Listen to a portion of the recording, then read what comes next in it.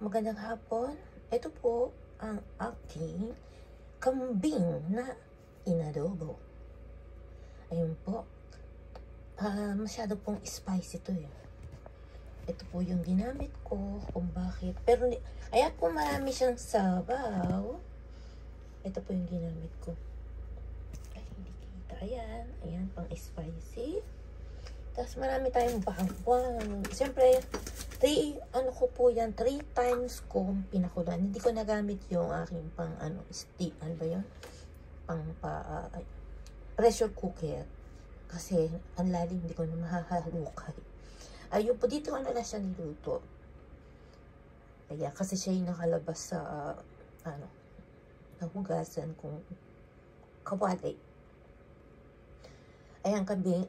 Ano siya, na siya, sa 3 beses ko pinakulaan. O 4 pa yata. O, pang-4 na yung pagluluto ko. Yun. Malambot na siya. Para siyang baka. Pero kambing po yan. Iba ang lasa ng kambing, syempre, saka sa baka. Alam mo nyo na yung lasa ng baka. Saka sa kambing. Ayan po, ito po ang aking mga ginamit. Medyo, ano ko pala yung camera. Ito ang aking mga ginamit. Mirin. Japanese. Pang po siya, sweet. Ayan. Tapos, ito na lang pong natitira kong toyo dito sa Japan. Ayan. Tamari shio. Toyo po yun. Ano lang siya, mild lang po siya, hindi siya maalat. Kita nyo, masyadong makulay. Diba? Masyadong makulay yan. Pero hindi siya maalat. Hindi yan maalat. At saka,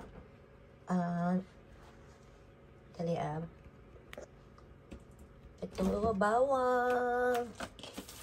Naginamit ko. Ay, ito yung kita ba? Okay.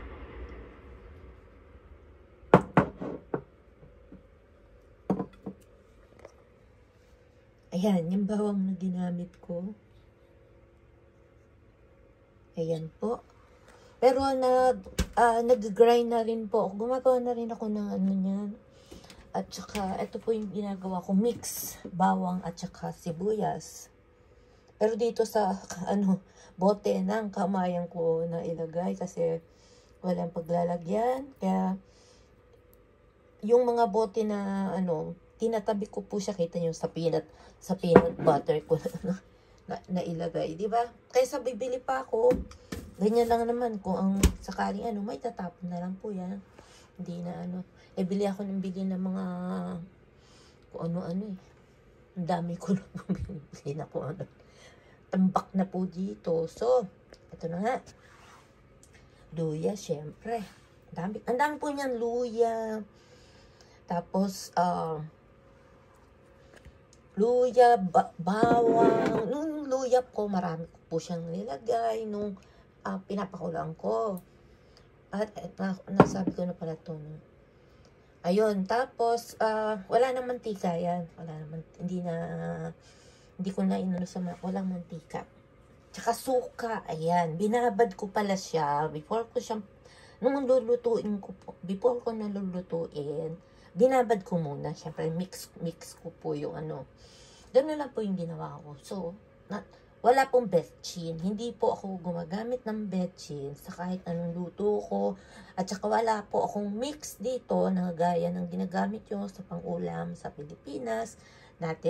Ako since sa Pilipinas, di naman ako gumagamit, di ko naabutan. Yung natural na luto ng kung yung nakalakihang luto ko. Yun lang po ang gamit ko sa mga ingredients. Ayun, hindi pa uso yung mga mix po nun. Cubes lang yata na uso nun, pero hindi rin eh.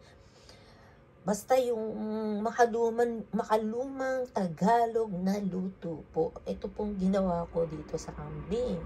Ewan ko, yes, syempre may kanya-kanyang version na ngayon. Dami ng mga version ng luto.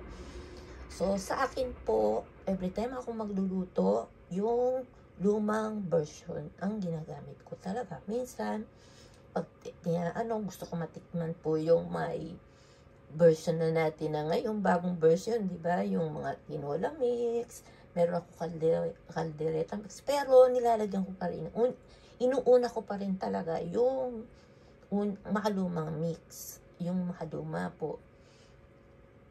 So, ngayon, yung ating kambing, nakadalawang kain na po ko nung kagabi at saka kanina.